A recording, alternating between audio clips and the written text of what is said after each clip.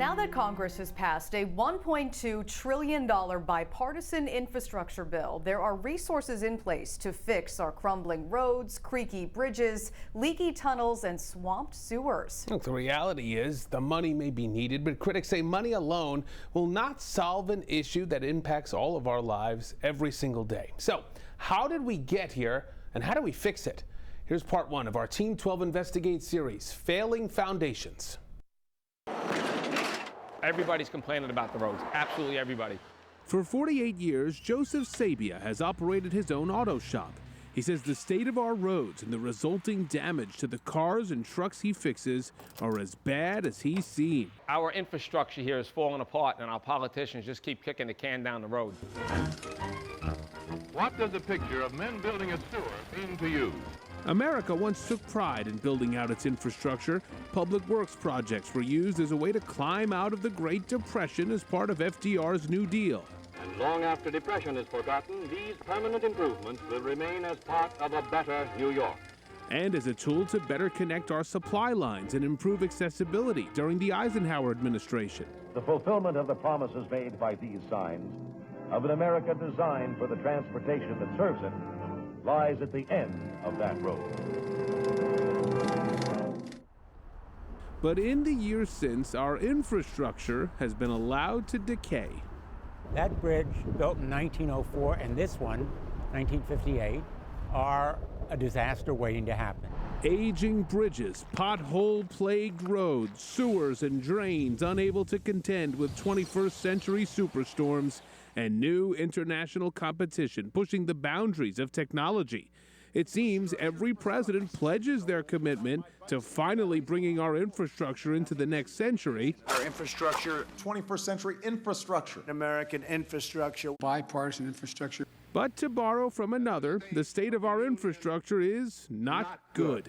The American Society of Civil Engineers finds that nationwide, 43% of our roadways are in poor or mediocre condition, including 27% in New York, 34% in Connecticut, and 37% in New Jersey. In addition to that, 42% of all of our bridges are at least 50 years old, and more than 46,000 are considered structurally deficient.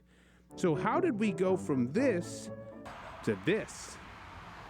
I think that we have neglected and disregarded these challenges because it was easier to put it off, procrastinate, delay. We can't do it anymore. Connecticut Senator Richard Blumenthal favors a go-big approach when it comes to tackling our nation's aging infrastructure.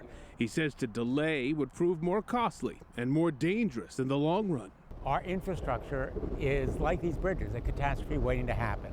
And the cost of failing to rebuild them is astronomical. Most people we spoke with about this said, listen, set the politics aside. It's about common sense. If you had a leak in your roof, would you just leave it? No, you'd replace it if you could afford it.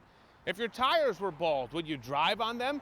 Of course not. You'd get them replaced. So shouldn't the government do at least that and then some? Politicians are at the heart of this mess, in my judgment. But former Port Authority of New York and New Jersey Executive Director and CEO George Marlin says he's skeptical that the lawmakers of today have the vision or will necessary to get the job done. The money was there, the vision was there, the political will was there. Those three things are now missing. Ultimately, how do we fix this?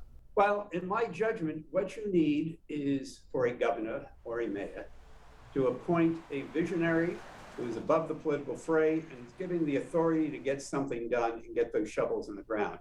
In the meantime, only time will tell if our tires will soon be belting out a tune. Tires on the pavement will sing, "Come on, America, the welcome mat is out." Or crying out loud. Rich Barabi, News 12. And for more of our Team 12 investigation, go to news12.com. Check out the Failing Foundations page for more on the current state of your roads, bridges, and sewers.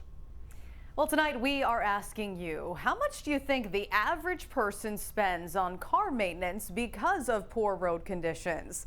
Go to our News 12 Twitter page. Let us know what you think, if it's less than $600 a year or more. Right now, the majority of you, 69%, say, yeah, it's well over $600 a year.